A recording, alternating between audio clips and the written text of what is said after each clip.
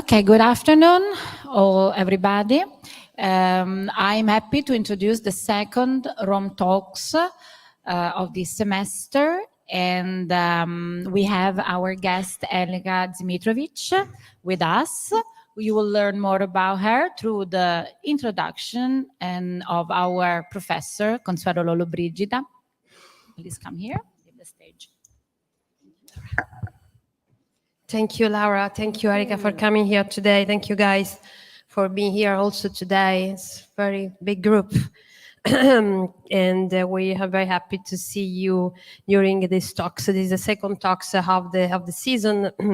The other one was, 2 weeks ago. You were here. You were listening. You were participating to the kickoff of the talks, semester talks. Just very briefly, because I'm sure that Erika will enlighten us with her incredible expertise in marketing and political economics. And she has worked internationally. Her background is really outstanding. As a producer and agent for at least the last 23 years, actually, correct? Yeah. She has also worked as a producer for Global TV and print campaign, correct? And she represents award-winning directors and photographers in the UK and the United States of America. So it's really a pride to have you here.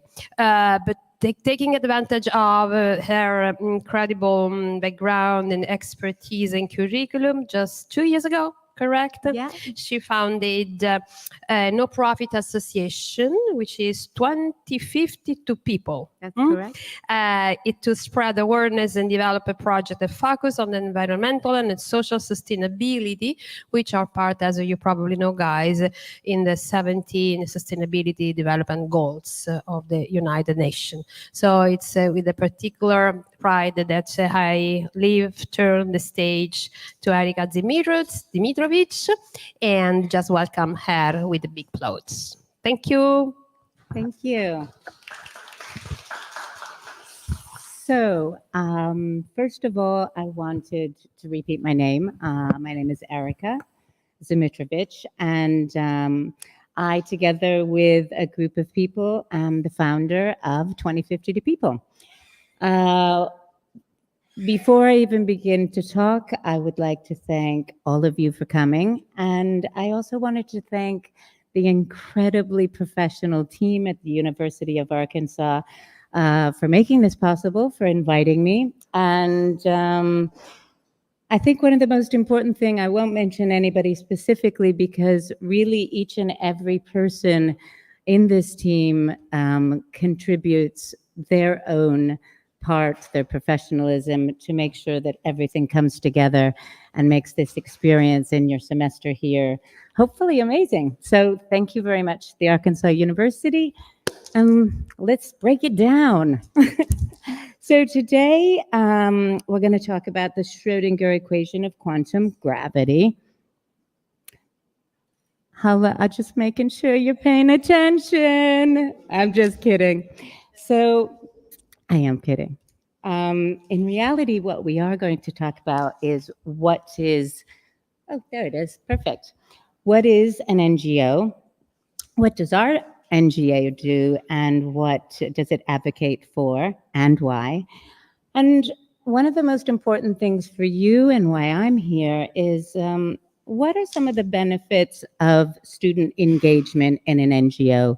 And perhaps, hopefully, I'm going to send you down the rabbit hole of curiosity. So when you get back home, you can take some of the things and the experiences that you've had here and bring them back home. So does anybody know what an NGO is? Yes? No?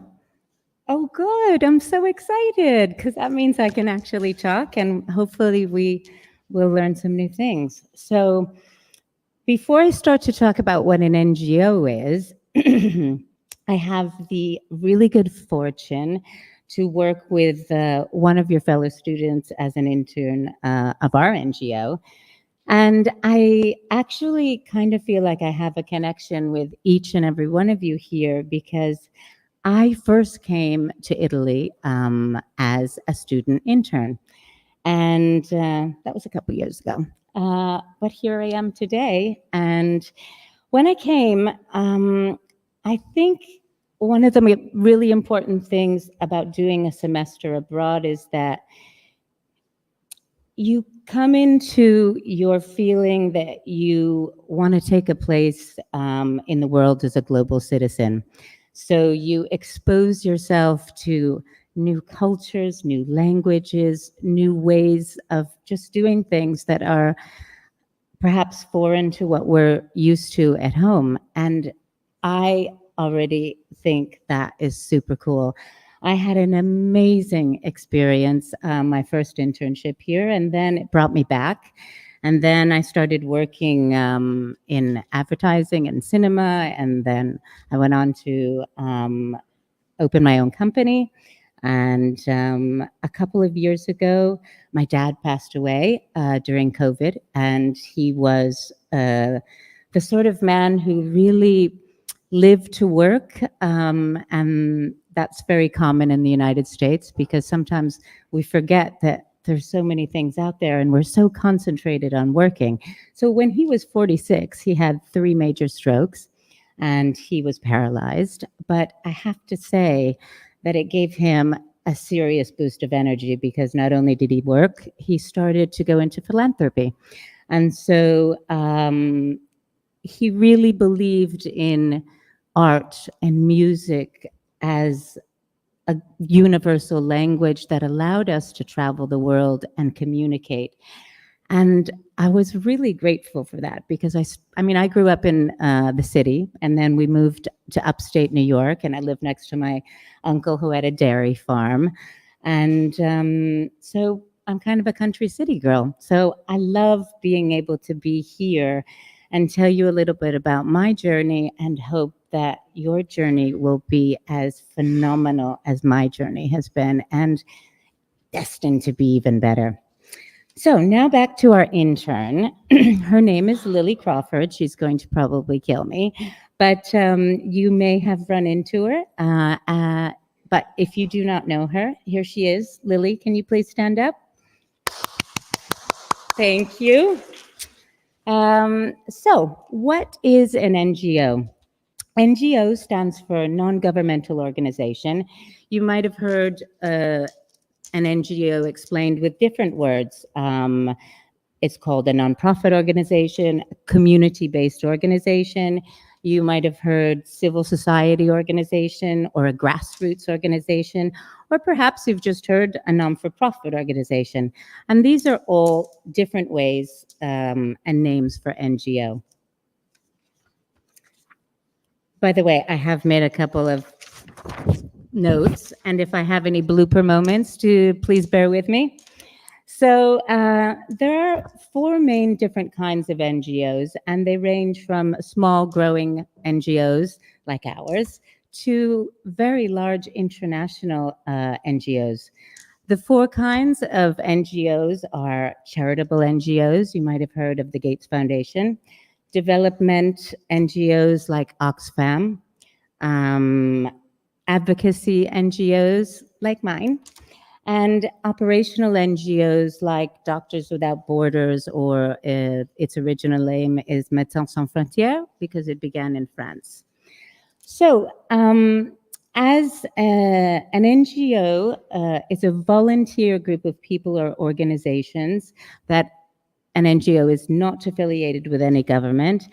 And it really is formed to provide services or to advocate for public policies.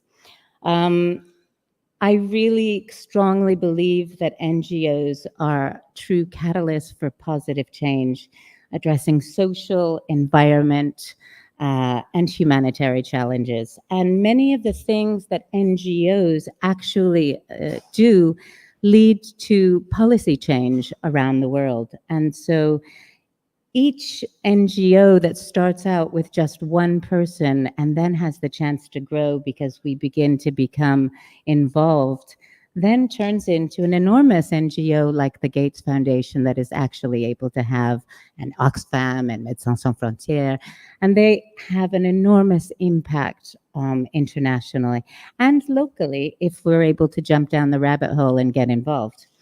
So the main purpose of an NGO really revolves around uplifting communities, advocating for human rights, and in our case, sustainable development. I think because I work in an NGO and I never really thought I would until my dad was like, I'm passing you the baton. And he said, anything that we can do as an individual and begin a movement is going to make a difference locally and then in our world, because each one of us is part of our own community, but we have an impact globally, and sometimes we don't even realize it. So I think it's super important to reflect on the remarkable efforts of NGOs around the world and recognize the collective impact that they really have in fostering hope and building a brighter, more inclusive future for each and every one of us. And that includes everyone here. I think the consistent, unwavering dedications of NGOs around the world is a testimony to the power of people. And so what is behind the name of our NGO? This is a blooper moment. I should have gone forward in the slide. What's behind the name of our specific NGO? So 2050 People is based in Europe. And even though we're destined to become very international because all of us are here, so we are. We decided to call it 2050 to People because the UN, I'm going to read this actually because it's something that I don't want to get wrong.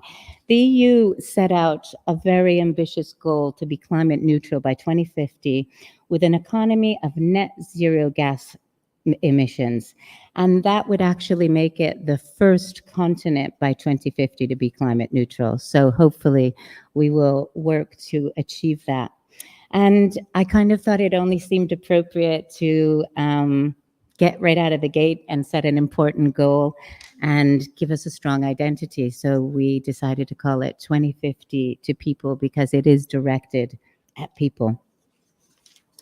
So 2050 to People was established to create, to really share knowledge, create projects using art, culture, heritage and culture and art again from around the world, and how everybody's vision is universal. And its focus is on global calls to action for climate, health, and equity, and to promote the 17 SDGs, which are the Sustainable Development Goals. How many people know about or what are the 17 SDGs? Have you heard of them?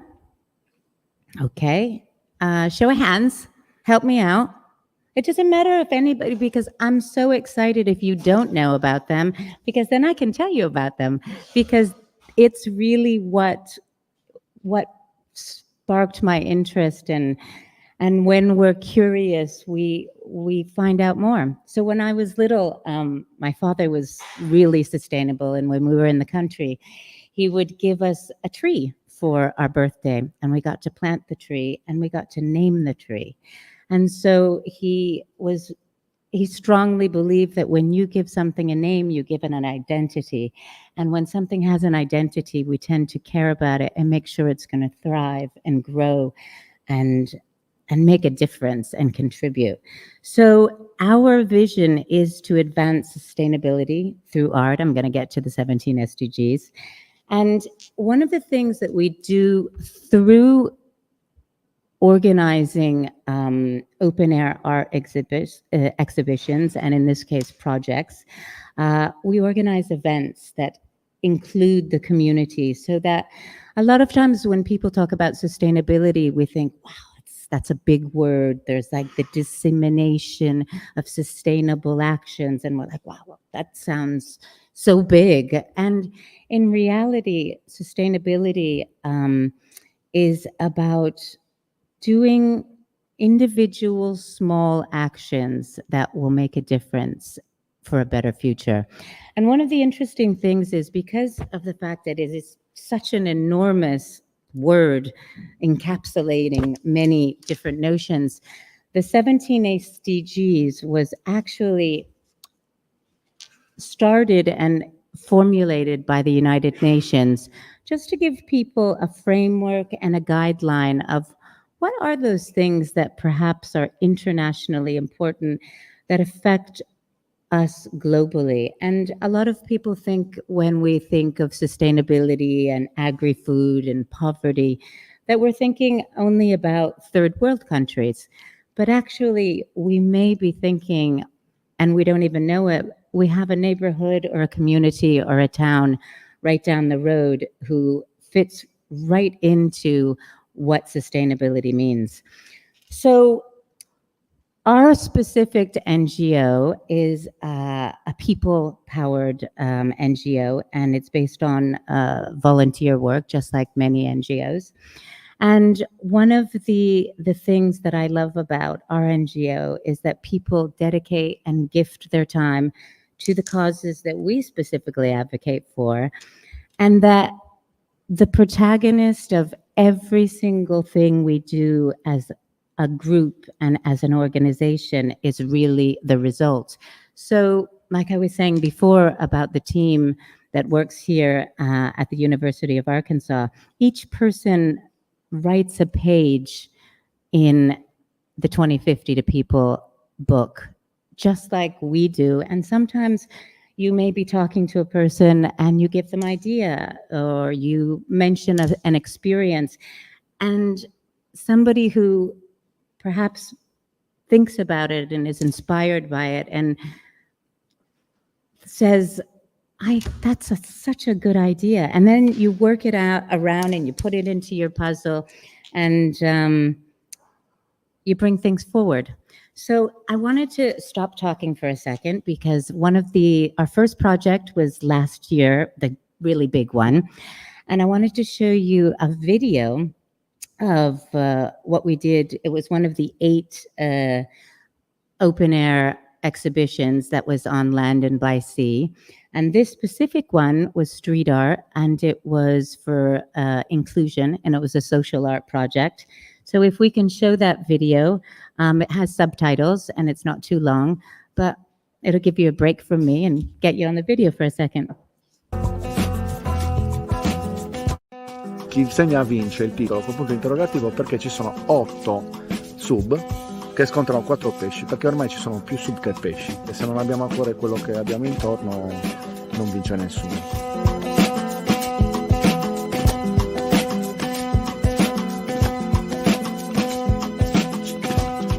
È molto bello questo lavoro, più che per il risultato, per il percorso che abbiamo fatto noi, tutti i miei amici e soprattutto i ragazzi dell'ANFA sono stati protagonisti, quindi è bello creare, raccontare qualcosa tutti insieme, cosa che è avvenuta oggi, è stata una cosa molto spontanea e molto bella. Siamo qui per Amica, cioè Ambiente, Mobilità e Inclusione Cagliari 2023, e quindi ho usato carbone, cenere, curcuma, paprika, ho cercato di ridurre al minimo l'intervento delle vernici sintetiche e poi soprattutto usare il materiale, per esempio la padella per le caldarroste per fare le ventose del polpo, oppure latte di cibo per gatti per fare i pesi per i sub, delle ruote per stendere il gesso, tutto ricercato in tutti questi mesi di studio per questo bellissimo progetto. Il discorso della social art a me a cuore si è concretizzato anche oggi con questo bellissimo lavoro.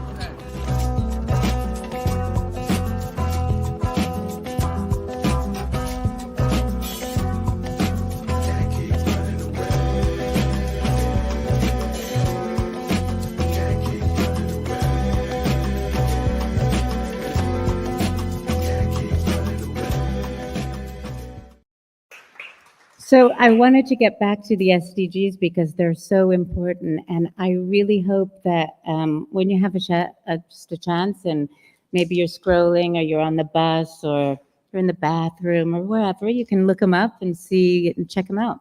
So, as I was saying, the United Nations laid out the Sustainable Development Goals as a guiding framework for governments, for businesses, but most of all for people just like us, because the SDGs are a strategy of 17 interconnected and absolutely indivisible goals to achieve a better, more sustainable future for us all. I mean, I know that back in the States, there's a lot of, Europe is very in tuned and key with really concentrating on sustainability. I don't know if many of you experienced the heat that when you first came here, it was devastating this year. And a lot of times people say, oh, but climate change and what is that? And is it just happening? Or is it a conspiracy theory? Or is it real? And I definitely, there's so much scientific information to prove that our planet is really in desperate need of our individual collaboration. And the SDGs are just kind of a guideline on what we can do. And there's so many things involved in it. And the things that I think is important for us is that we strongly recognize that together all of the SDGs aim at the earth and people's well-being. Our specific NGO obviously can't embrace each and every one because we're small, but we do pay particular attention to SDG number 4, which is quality education, SDG 10, which is reduced inequality, SDG 11 for sustainable cities and communities, SDG 13, climate action.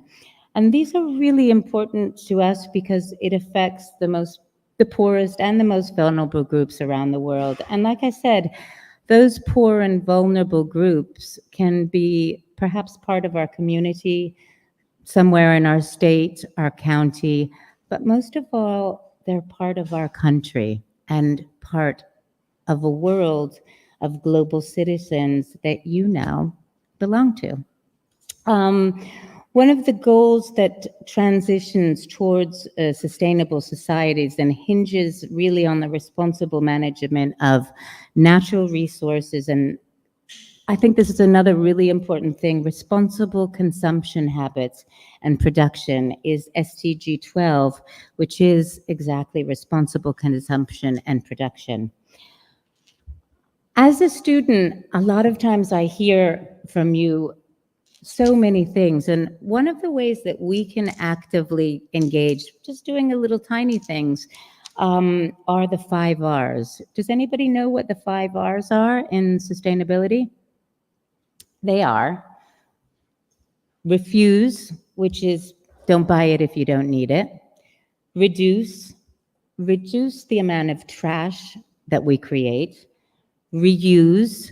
So we really encourage going to an open market, cooking your own meals, maybe a few less takeaways, because all of the packaging that we use is creating this enormous impact on our planet because so many things are involved in it. So we have to recycle, we have to find energy to recycle it, technology to recycle it, water to recycle it, and all of these things really have an impact on our world. And that's not just here in Rome, that's where you are too. So another thing is I love recycling. It's better than throwing it away, but if we can, we use our water bottles. When we buy things at the supermarket, perhaps we'll get one bag and buy apples instead of buying lots of packaging, ready-made meals that you just buy, because all of those things have containers, when in reality, we might be able to cook up some pasta, share it, get together, talk. And one of the things that so many people don't realize is rot, and that's the fifth R of the 5 Rs. And it's composting food waste. So it's using your food waste and separating it so that it can be used for other purposes. And that means it can be sent to a recycling center and to create compost, natural organic fertilizers that will be used instead of pesticides, instead of synthetic fertilizers.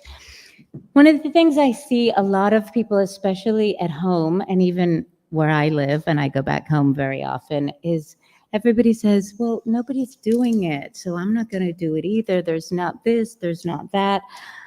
How am I going to recycle? I mean, I'm just going to throw it away. I mean, a lot of at home, at least where I live in the country, you have to bring your garbage and you separate it. I don't know if that you have that. So those are already enormous things because it helps us kind of move to separating and getting an idea of the work that goes into recycling. But here in Rome, a lot of students are like, well, I don't know where to throw it away. What do I do with it? So they kind of bung it into one bag and that's it. But I have to tell you, there are facilities, there are all of the things, there's different trash bins and they have different colors, they're written in different languages. And I know that it is an effort. And a lot of people are like, well, my roommate doesn't do it, so I'm not going to do it. But if one person starts in your house and you kind of give somebody a side eye because they've thrown their organic in with the plastic because then it can't be recycled, it's kind of contagious. And that's what really social ethical behavior is, and respecting ourselves. That in turn is more important. It's respecting our planet. So our long-term goal, and it's just beginning, is to create and contribute to long-term impact. And obviously, we know that we cannot do that alone. We're very small and we're growing, and nor should we. We need every single person to be informed, get curious, kind of impollinate our heads with new thoughts. And one of the things I love about the word sustainability is that so many of us haven't really considered it properly. Sustainability is an enormous, new, thriving market worldwide. So when we think about what am I going to do? What occupation am I going to choose when I get out of school? Working in sustainability creates enormous occupational identity on every level, because first of all, there's communication, there's research, journalism, law. Every single occupation can be used and is beginning to thrive in multinational companies, smaller companies, but in enormous organizations around the world. So when you start to think about the future, it's a market that is growing so quickly, you might want to check it out because they are incredibly challenging, exciting new occupations that are very well paid because, and I think it's important that we need to think about, of course, we're in our learning process right now, then we go into our earning process, which is just as important, but we can actually pick occupations that have an enormous financial impact for our well-being and our community's well-being. But we can also do something while we're doing that to really have an impact on the planet and the world that we live in.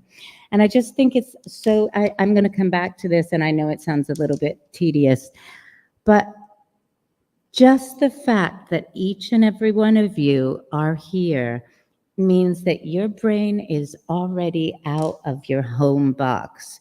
You are traveling on an international wavelength. So really catapult yourself into it. Enjoy this moment. Bring those moments back home. Share them and get people enthusiastic, because a lot of people don't really ever think about going abroad because they think, it's too big for me, it's too far away, I'm too far away from my family, I don't speak the language.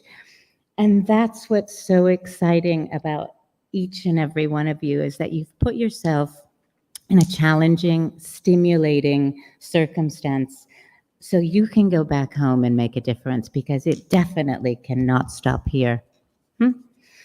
So I wanted to talk about the events that we do, because they're really important, because as young adults, like I was just saying to tie it in, you are the young spirits of the world, and we look to you as adults for the solutions of our future. And you're like, me? My solutions? Yes, because when I was an intern, people said that to me, and I was like, yeah, but I'm just studying. Who am I? What am I doing?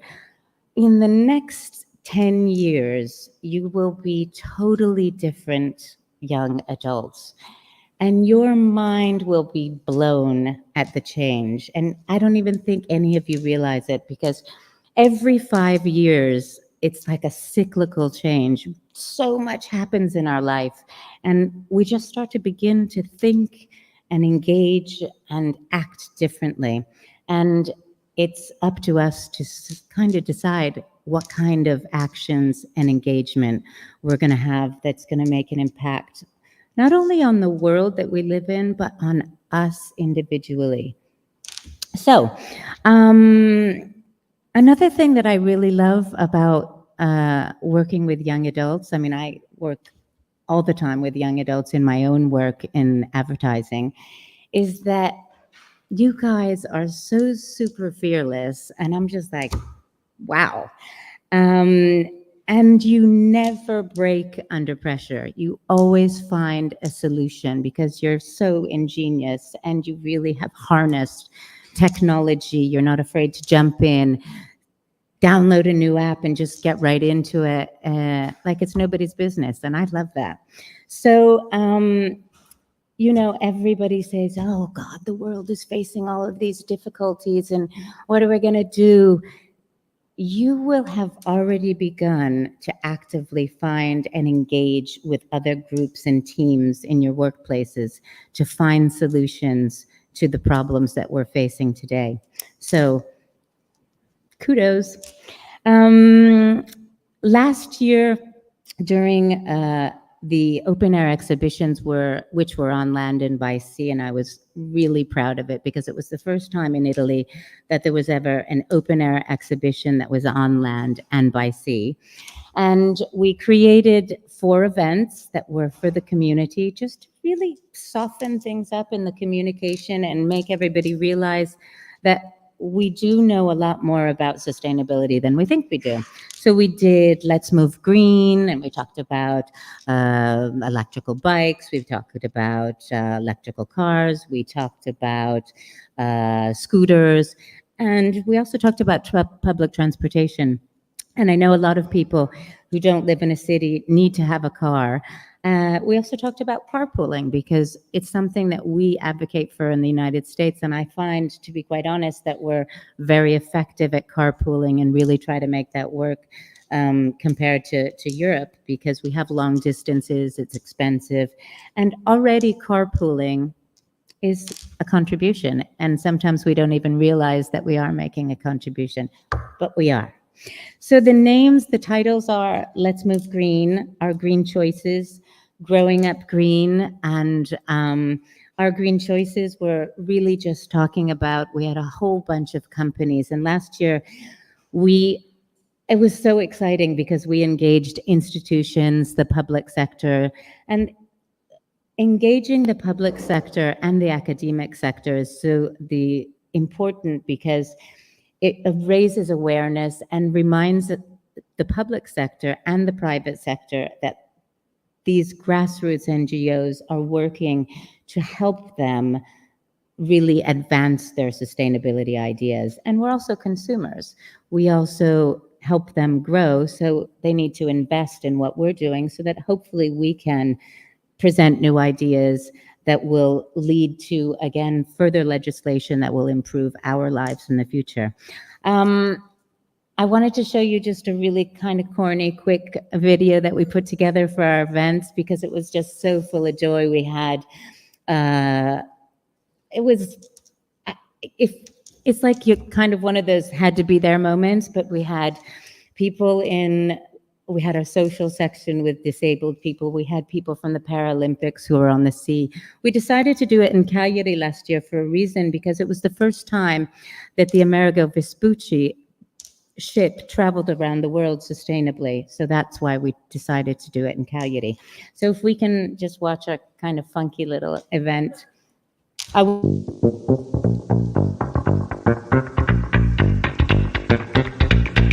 Di promuovere e condividere proprio una responsabilità socio-etico per la sostenibilità per questa bellissima città.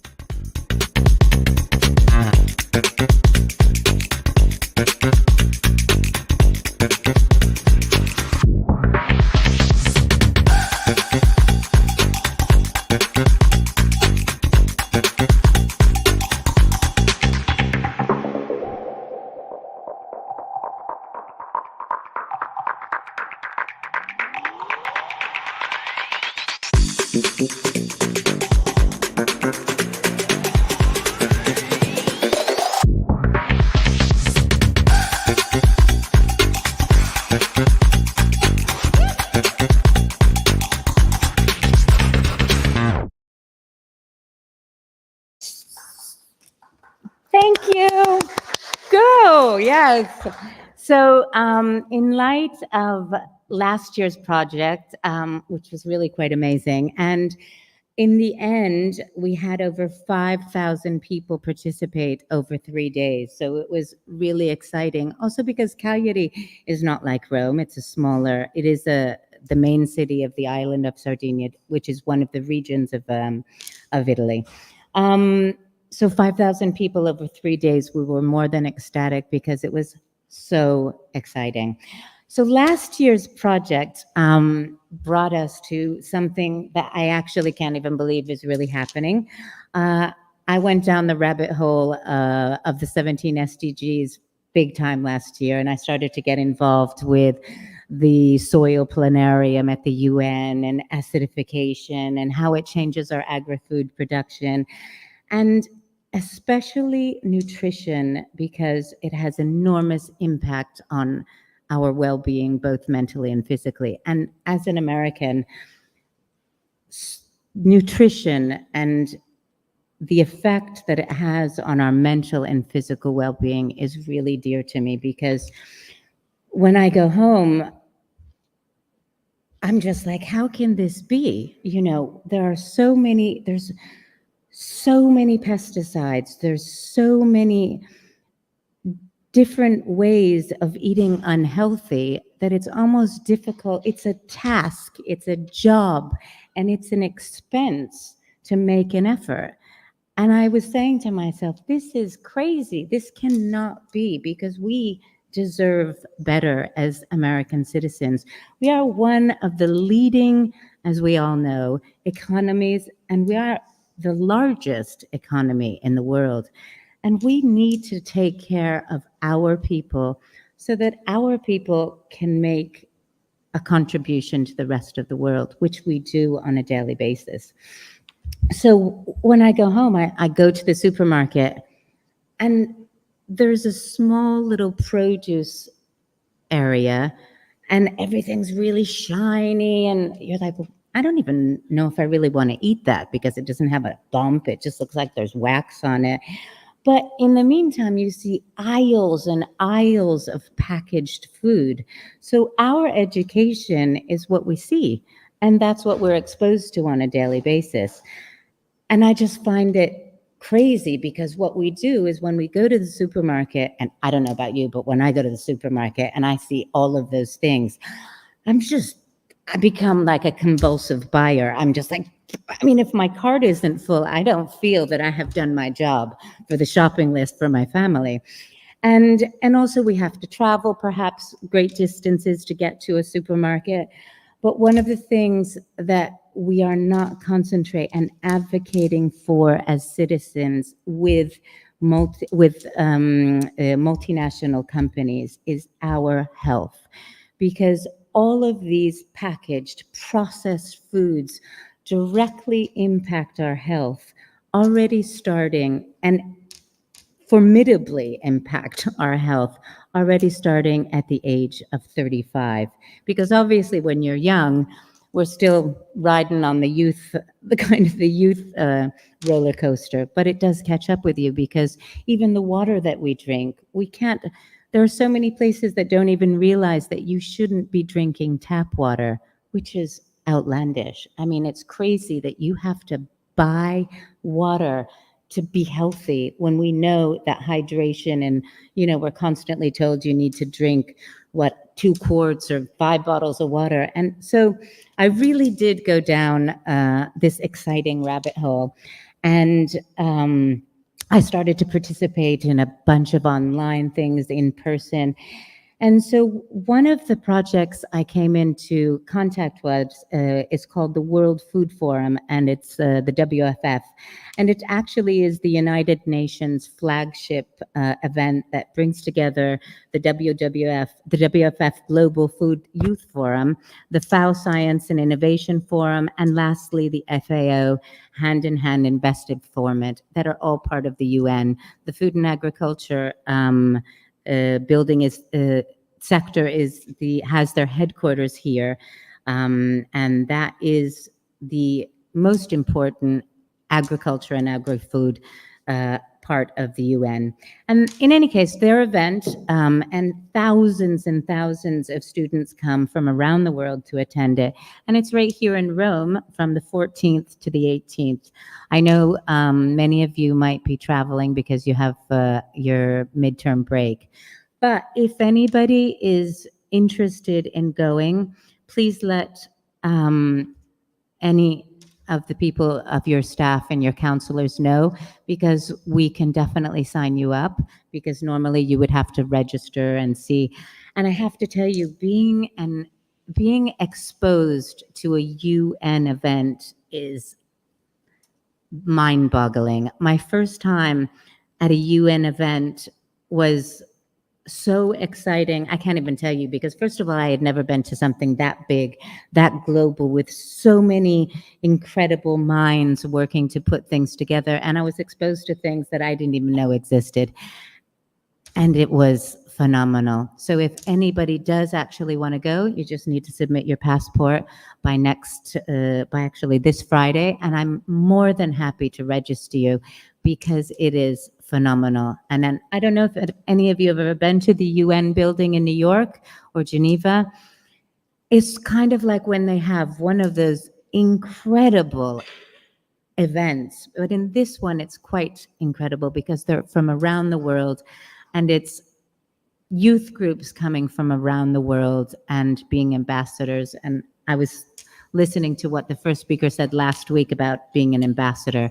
And it just really means getting involved and informing ourselves about what we can do. So in any case, let's get to this project, because it's really exciting. So I was telling you, the WFF is an incredibly dynamic global platform that transcends boundaries, generations, sectors, to really transform the future of agri-food systems around the world. And some of the most incredible research happens right in the southern states of our own country. For example, Texas has one of the largest universities that does the most research around the world, and that's Texas A&M. I don't know if many of you or any of you have heard about it. So what we do for this project is we use art, film, and music. And what do they have to do with the growing climate crisis? Oh, I'm not even doing my things, I'm sorry. Here we go. So this is Culture for a Better Future. And this year's theme is Good Food for Today, for Tomorrow, for All. And these, basically using art, music, and film, they're used as cultural threads to sew the fabric of a connected world and transcend boundaries, because they help connect, in this specific case, young adults from around the world, and really empower them to transform agrisystems. And that is connected to so many fields and occupational identities. So, as I was saying at the beginning, art and music and film are all universal languages that allow us to communicate across borders and cultures. And because of the fact that a lot of times in the United States, we take for granted that, everybody speaks English, so that's fine. One of the most amazing things that we can do is really focus on the use of art, culture, and our own heritage to express who we are and our impact on the world and how we can make changes. So I want to just turn it now. Oops. Yep, here it is. So as I was saying, the title this year, the theme is Good Food for All, for today and for tomorrow. And one of the times when I was working on the presentation, I know that you probably will think, well, yeah, that's kind of obvious. But I had like one of those moments and I was looking at earth and art and heart, and I kind of put them together and I'm like, gosh, the word art is in there for a reason, because I honestly think that when we see something and it touches us, it touches our heart, it touches our brain, and we can communicate the urgency of the things that we need to do for the earth. So what we did is, this is the project that we submitted for the WFF Culture Corner. And it is a land mandala made out of soil. And I did a project at the beginning of the year with the London School of Economics, and we created a land mandala. And I said, we have to take this further, because when I read about the WFF Culture Corner, I thought, how can we combine all of those things, art, film, and music, and really make an impactful presentation that's going to make people think about sustainability in a different way. And of course, I work in advertising. So another thing that I really love is that when you're working through or for an NGO, or maybe you volunteer your time, a lot of people are like, yeah, well, what's 3 hours going to do a month? 3 hours is 3 hours. It makes you think in a different way. It takes you to a different place. It makes you start to, from one word, you start to research so many other things, because one page leads you to another page. So we were just, this last couple of days, we were in Cagliari shooting this. And what we did is we decided to create a performance of a dance ensemble that would disperse the land art mandala to nurture the earth's soil for the theme for good food for all, for today and tomorrow. And then we had an amazing youth quartet from the conservatory. And I don't know if many of you remember the song, The Bittersweet Symphony. It was by The Verve. It's a really iconic. So that's what they played, because a lot of people think, oh, classical music, ooh, but they were so dynamic and phenomenal. And when we were chosen, I cannot tell you, it was so exciting, because, in my work, it's really based upon your networking, you're creating your contacts throughout the years. But when you do a UN project, you're kind of just thrown into this cauldron of nowhere, and you can't do anything. You just kind of submit it. And it goes from New York, then it goes to Geneva, then it comes to Rome, then it goes back to New York, and they're all kind. And then in July, we found out that we were chosen out of over 750 projects submitted from around the world. And so, I can't hide, but I was like a kid in a candy store. I was having I was having a moment. So it was just really incredible. And one of the other things I thought that was really incredible is that, like you, I came here as a student, and my trajectory has just gone all over the place. But I really, really believe this. I've been so fortunate to live in Europe, and I've reaped the benefits of the in-depth culture and the creative identity of Europe, because they have centuries of culture and intellect that they carry with them forward. But one of the things that I love as being American is that and all of that culture is amazing because we are super interested about it, because we're in America, we're in a different country, we have a different reality. Our daily life, we study a little bit in history, but then when we get here, I felt completely overwhelmed. I mean, the first time I went in front of the Colosseum, St. Peter's, Piazza Navona, I was blown away. But one of the things that I love about being American is that we have an incredible sense of joyful irresponsibility and drive that just makes us jump into whatever we do and say, I'm making this happen. I can do it. I know what I have to do. And even if you don't know what you have to do, you fake it, ask the people who know more than you do, get guidance, and create a team and accomplish something. And that accomplishment, no matter how big or small, is a contribution as a global citizen. So I think it's really cool. So I'm going to pass on. As I said, we are going to open, not only did we get chosen, but we got chosen to open the event where all of the dignitaries, excuse me, but it's so cool. I cannot even tell you, because I mean, in my work, I only do global print projects and global advertisements, but this was like a reawakening, and I was just like, cool. So I wanted to tell you a little bit about next year's project because it is so huge that I can't even tell you, and I can't even believe it's happening, but it is. Next year in Rome is the Jubilee year. And one of the things that I love about the Jubilee, a lot of people think, oh yeah, but it's Catholic, it has to do with religion. I think spirituality is something really super individual. But in this case, the Jubilee really represents more than spirituality.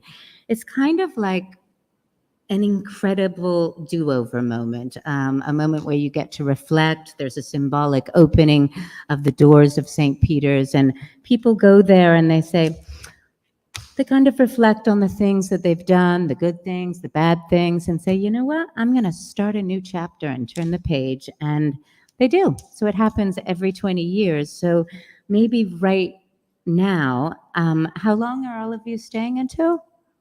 In December?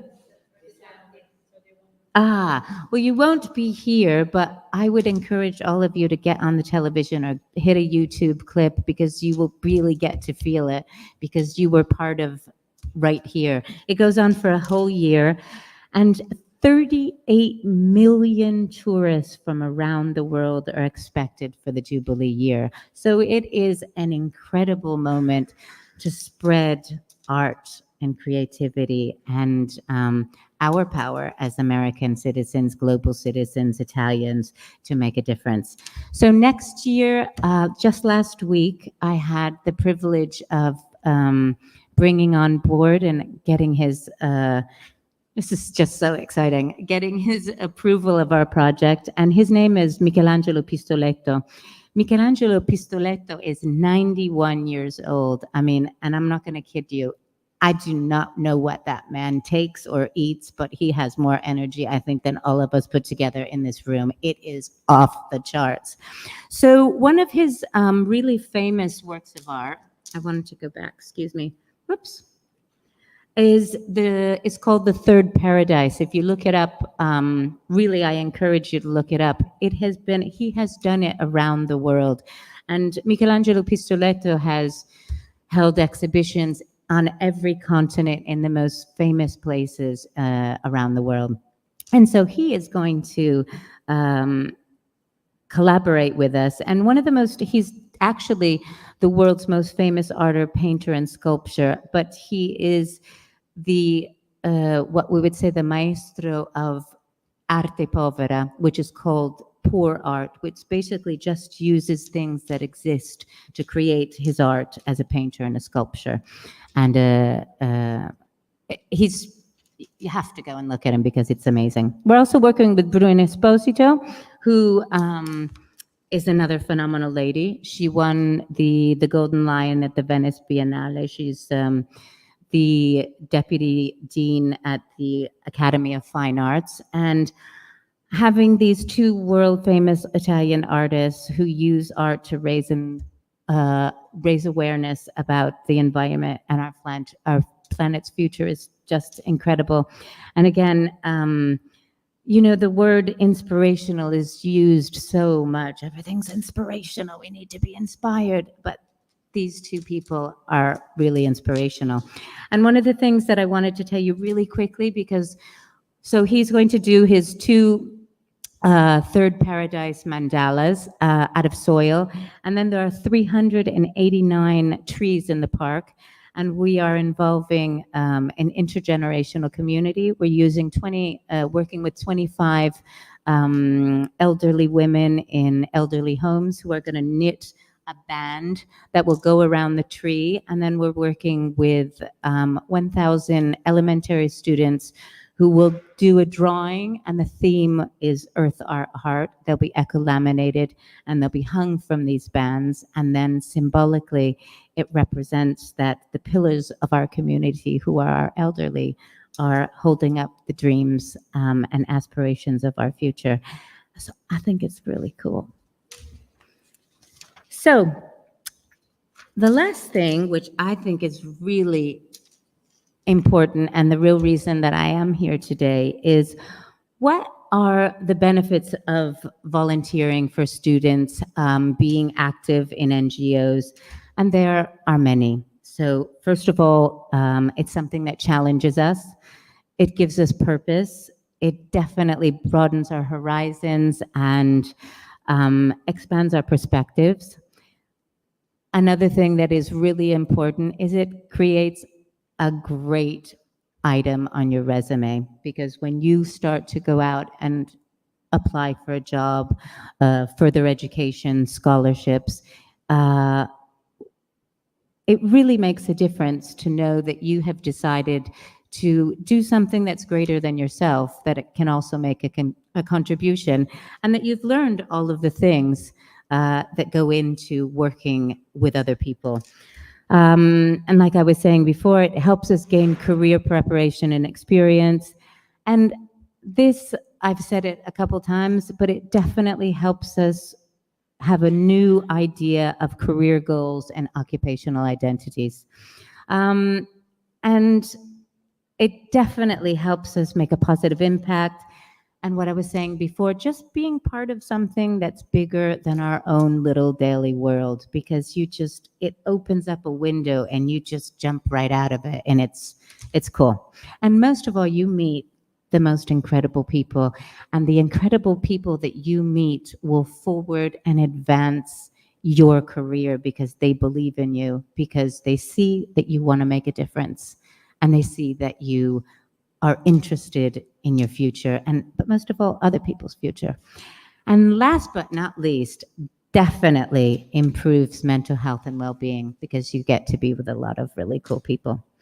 So there's one thing that I wanted to end with. When I was growing up, I had an incredible professor who made a lifelong lasting impression on me. And he always constantly, at the end of every single lesson, would really talk to us about the word and the saying that united we stand and divided we fall. And we know that the work of one person can create a movement of many. So many single people have moved the world, bringing together others, and so can we as individuals. Each of us can work together to change the trajectory of our future and the world's. The history, and this is something he constantly said, the history of your generation will be written by each and every one of you, and the actions that you take for the common good of others. So each time one of us stands up for an ideal and shines a light so bright that others can't help but to follow it, is what's called creating a ripple effect. In 1966, JFK wrote one of the most powerful global speeches of all time. And he called this ripple effect the ripple of hope. And if anybody has a chance to go on YouTube and listen to it, it's pretty cool.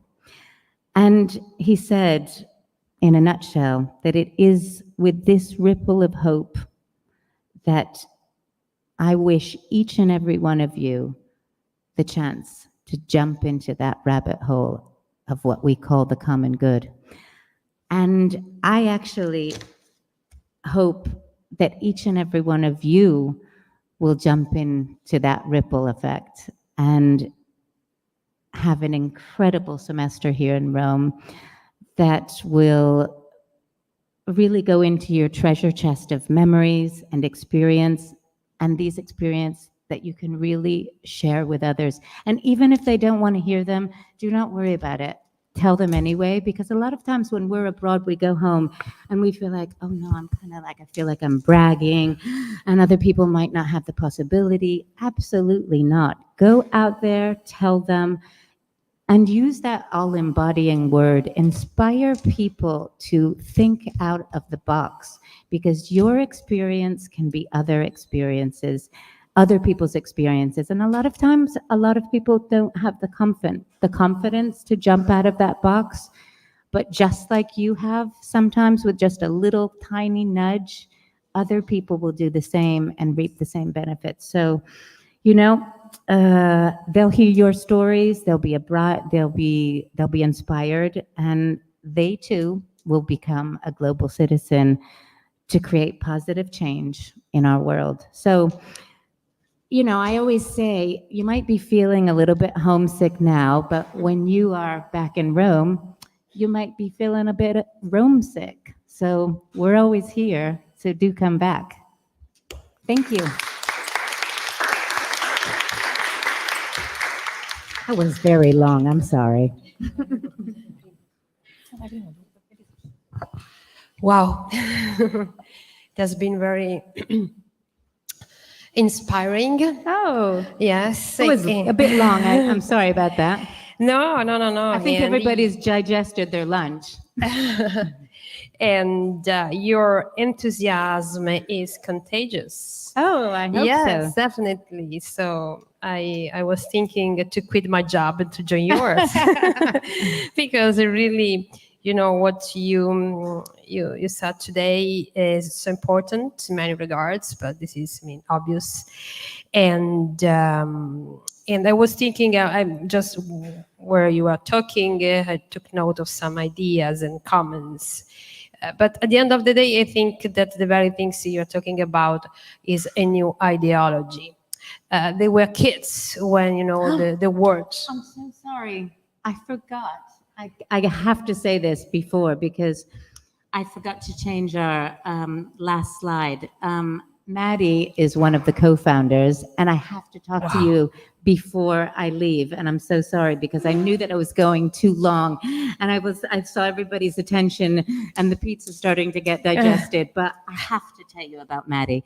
Maddie has muscular atrophy syndrome, and this woman is on fire. She is 21 years old, just like you. She's a university student. She studies at the University of the Bocconi University. She comes from a little tiny town in Sardinia, and she had to drive to school 45 minutes every day because they didn't have the facilities to serve her needs. So when I started this, she contacted us and said, I want to be part of this because it's so important. So last year, this is her second year at the Bocconi University. And one of the things that I thought was so amazing, she said, I can't run with my legs, but I run with my mind. So she is today the mascot. She's the speaker. She's studying, she's the mascot and speaker for the basketball team at the Bocconi University. And she studies communication and journalism.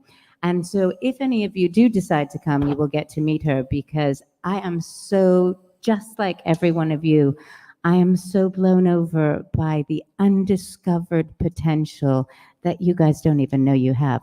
And all it takes is just jumping, and you just jump into something and you open up a new world. And that's what she has done. And in the last year, we have enlarged her trajectory. She just appeared on the inside cover of Vanity Fair Italy to tell her story about what she does. And it's contagious. People are inspired by amazing people, about what we do, the little things, the big things, how we engage people, how we go out there, how we use our grit, and how we fight to create a movement. So I'm sorry about that. Excuse me. No. But she's so important that I can't not definitely mention her. And there you go. What kind of world do you want to live in? I'm done. That's very important. And so, yeah, in somehow, what you're telling is, what there was to talk about is can be related to what you've just said, because they were kids when the world has completely changed. So when the Berlin Wall fell apart, and the history of all over the world has been rewritten, including the fact that ideologies were being fading, and in a way they did. So that we are sad every day that ideologies don't exist anymore. But after what you have said today, I think that there are new ideologies, and you're bringing new energy in these ideologies with your energy and what you're doing every day. And this very last story you are telling us can be included in this new setting of the world, which has to be definitely different, and we have to fight to have better words for us, but for you guys and for your kids, because the word we are preparing is not certainly one of the best so far. So it's part of your job, as Erica was telling, to change it. Absolutely. I know that everybody wants to get on their phone, so I am going to give you that chance. Because everybody's like, no, put your phones away, put your phones away. I'm like, get your phones out. So I want you to go to Instagram, because we just did our very first post with Lily, who just took it all by herself and ran with it. And even if you decide not to follow the NGO, we are all going to put a like on her post, because she did an amazing job. I did nothing. She just ran with it. And afterwards, if you don't mind, I am really grateful to you for sitting here and listening to my spiel, and making me feel really proud to be American, because I am, and I feel super patriotic even more when I'm abroad than I do at home, because a lot of times when I'm home, I'm like, yeah, of course. But when I get abroad, I am just like, born, So I wanted to ask you, if you don't mind, if we can get a group picture, because today was really important for me, and I am grateful that each and every one of you, and the ones I pressured before the talk, that you stayed and you listened. And have a wonderful semester. Think of us, follow our posts if you decide to follow, but let's everybody get on there. But no problem. So it's called 2050 to People on your Instagram. We're gonna watch. I'm forcing you. I'm sorry. This is peer pressure, and that's what it is. 3, 1, 2, 3. Are you there? May I? Yes. I'm trying to get into my 1, 2. Okay, you have phones. Yes, my phone is just blocked, and I don't remember the passcode. Do you have any questions in the meanwhile, guys, for Erica? Has anyone questions? No? No questions? So, Laura? Okay, so I want everybody to get on 2050 to People. I want everybody to play at the same time our post, please. And it's World Rivers Day. And if we can all play it at the same time, that would kind of be a magical moment. Let's go. Go ahead.